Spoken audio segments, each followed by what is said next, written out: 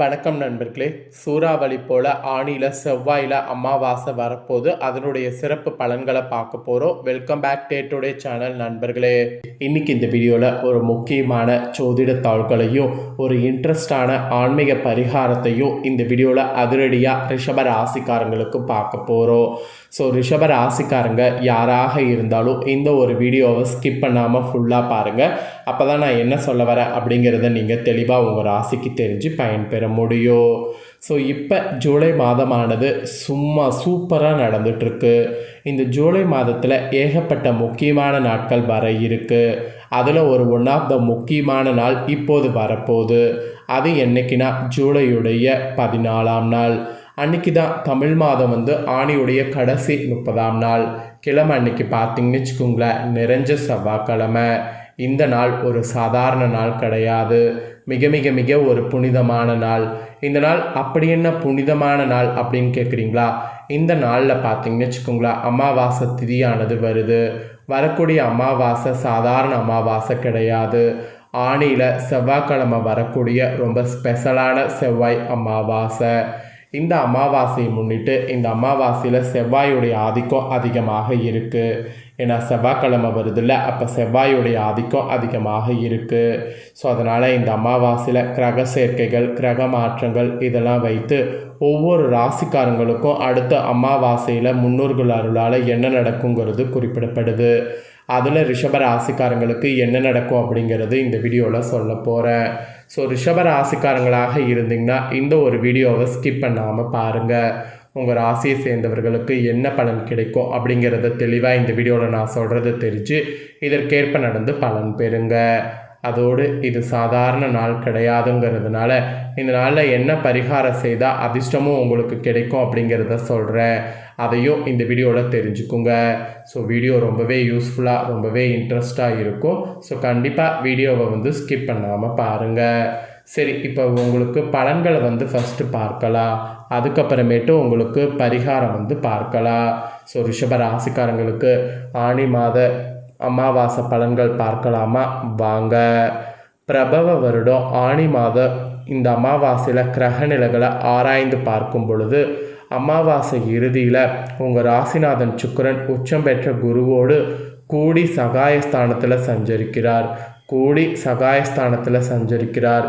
எனவே உடன் பிறப்புகள் வழியில் உங்களுக்கு உதவிகள் கிடைக்கும். அதனால் உதவிகள் வேணும்னா உடன் பிறப்புகள் வகையில் முயற்சி பண்ணுங்க.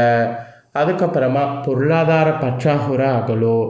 அது மட்டும் இல்லாமல் இனிமேல் நீங்கள் செய்யக்கூடிய புது முயற்சிகள் இந்த அமாவாசையில் வெற்றி கிடைக்கும். சென்ற மாதத்தில் நிறைவடையாத சில காரியங்கள் இந்த அமாவாசை தொடக்கத்தில் இருந்தே படிப்படியாக நடைபெற தொடங்கும். அந்த மாதிரி பல அதிசயங்கள் இந்த அமாவாசையில் உங்கள் ராசிக்கு நடக்கும்.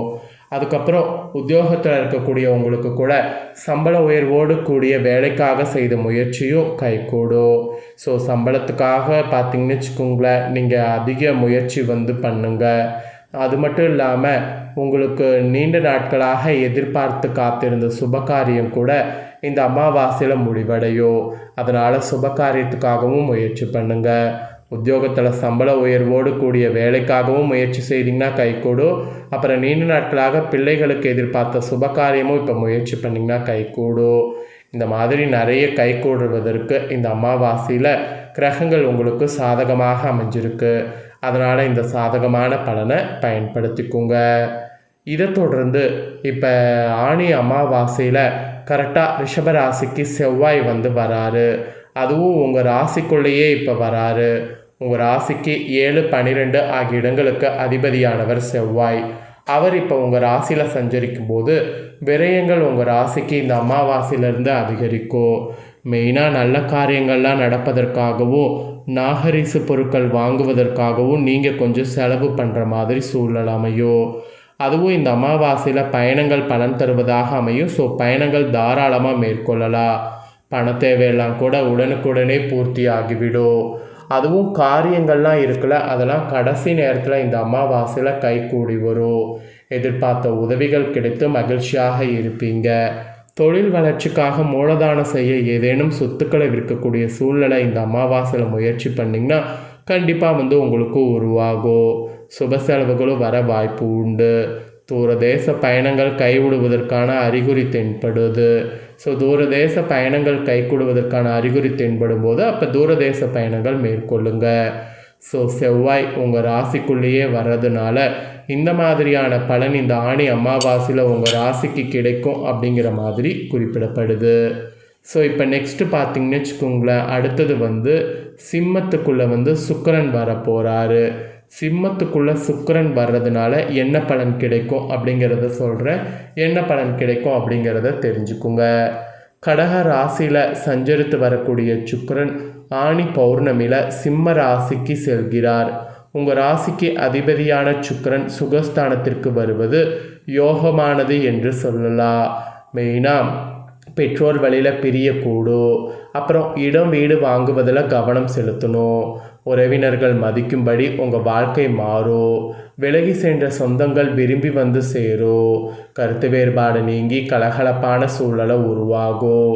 உத்தியோகத்தில் உள்ளவர்கள் விருப்ப ஓய்வு பெற்று சுயதொழில் தொடங்கக்கூடிய முயற்சியில் ஆர்வம் காட்டினீங்கன்னா கண்டிப்பாக அந்த ஆர்வம் உங்களுக்கு சக்ஸஸ் ஆகும். ஸோ சிம்மத்தில் சுக்கிரன் வர்றதுனால இந்த மாதிரியான அதிர்ஷ்ட பலன் இந்த ஆணி அமாவாசையில் நீங்கள் பெறுவீங்க என்பது குறிப்பிடப்படுது. அதுக்கப்புறம் ஃபைனலி இந்த ஆணி அமாவாசையில் கரெக்டாக மீன ராசியில் சனி வகரம் பெறக்கூடிய பெரிய ஒரு சம்பவம் நடக்க போகுது. ஆக்சுவலி உங்கள் ராசிக்கு யோகம் செய்யக்கூடிய கிரகமாக அவர் இந்த டைம் இருக்க போகிறார். அதோடு உங்கள் ராசிக்கு அஷ்டம லாபதியாகவும் விளங்குறதுனால அஷ்டமதிபதி வக்ரம் பெறுவது இந்த அமாவாசையில் நன்மை தான். இருந்தாலும் சனி பகவான் லாபதிபதியாக இருப்பதால் இந்த வக்ரமானது அவ்வளவா நல்லதல்ல. இருப்பினும் குருவின் பார்வை சனியின் மீது பதிகிறது, அதன் கடுமை கொஞ்சம் குறையும். உங்கள் ராசிக்கு 1, 5, 8 ஆகிய இடங்களில் சனியின் பார்வை பதிகிறது. எனவே அந்தந்த இடங்கள் புனிதம் அடைவது அப்படிங்கிற மாதிரி இந்த அமாவாசையில் நடக்கும். உங்கள் ராசிக்கு யோகம் செய்யக்கூடிய கிரகமாக சனி இந்த அமாவாசையில் விளங்குறதுனால அதன் பார்வையால் நன்மையே அதிகம். அதுவும் ஆரோக்கிய தொல்லை அகலும். ஸோ எதையுமே திட்டமிட்டு செய்து வெற்றி காணவும் முடியும். பிள்ளைகளுடைய கல்யாண கனவு நனவாகும். முயற்சிகள் கைகூடும். பூர்வீக சொத்து பிரச்சனை அகலபாக பிரிவினைக்கு செய்த முயற்சி எல்லாம் கைகூடும். வீட்டில் மங்கள ஓசை கேட்பதற்கு அறிகுறி தோன்றும். உத்தியோகத்தில் உள்ளவர்கள் அதிகார அந்தஸ்திற்கு உயர்த்தப்பட்டு நல்ல முன்னேற்றம் காண்பீங்க. ஸோ சனினால் இந்த மாதிரி பெரிய மாற்றம்ங்கிறது ஏற்படும். ஆக மொத்தம் இந்த ஆணி அமாவாசையில் பொதுவாக உங்களுக்கு புதிய திருப்பங்கள் ஏற்படும். வியாபாரம் மற்றும் தொழில் செய்பவர்களுக்கு புதிய ஒப்பந்தம் வந்து சேரும். உத்தியோகத்தில் உள்ளவர்களுக்கு பரிசனில் இருந்த பதவி உயர்வு இப்பொழுது கிடைக்கும். கலைஞர்களுக்கு நல்ல சந்தர்ப்பங்கள் தேடி வரும். மாணவ மாணவிகளுக்கு ஆசிரியர்கள் ஆதரவு உண்டு. பெண்களுக்கு குடும்ப முன்னேற்றம் கூடும். குடுக்கல்கள் ஒழுங்காகும். இந்த மாதிரி நிறைய பாசிட்டிவான பலன்கள் உங்கள் ராசிக்கு கிடைக்குங்க. என்ன நண்பர்களே, சூறாவளி போல் இந்த அமாவாசையில் உங்கள் ராசிக்கு என்ன நடக்கும் அப்படிங்கிறத தெரிஞ்சுக்கிட்டிங்களா? இதற்கேற்ப நடந்து பலன் பெறுங்க. உங்கள் ஃப்ரெண்ட்ஸ் ஃபேமிலிக்கும் லைக் பண்ணி ஷேர் பண்ணுங்கள். அவங்களும் ரிஷப ராசிக்காரங்களாக இருந்தால் பார்த்து பயன்பெறட்டும். இதே போல் புதிய தகவல்களை தெரிந்து கொள்ள சேனலை சப்ஸ்கிரைப் பண்ணுங்கள். கூட பெல் பண்ண ப்ரெஸ் பண்ணுங்கள். நெக்ஸ்ட்டு சுவாரஸ்யமாக வேறொரு புதிய வீடியோவில் உங்களை சந்திக்கிறேன்.